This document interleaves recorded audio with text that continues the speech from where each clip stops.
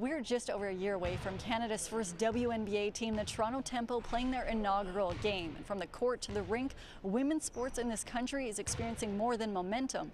It's a movement. When you see the fact that, 17 million Canadians consider themselves fans of women's sports, and that was a year ago before the PWHL even launched. So it's certainly a higher number now. I think the sky's the limit. Within the last 20 months, Canada has seen the success of the Women's Hockey League, the PWHL, which is thriving in its second season. Saw the announcement of Canada's first WNBA team, the Toronto Tempo, and in just a few weeks, the professional soccer league, the Northern Super League, will launch across the country.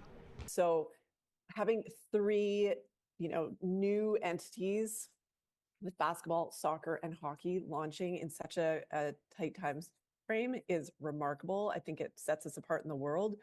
But we're just getting started. For the teams to succeed, they need investment from media, investors, and brands, but also need the support from everyone who loves to watch the games. Fans, though, are going to be a huge, huge part of that. So we know the fans are there. It's really about activating them. And so it's fans showing up to the games. It's tuning in on whatever platform they happen to be aired on. It's buying the merch. It's partaking in the whole fan experience, because that's going to be a huge driver of success there.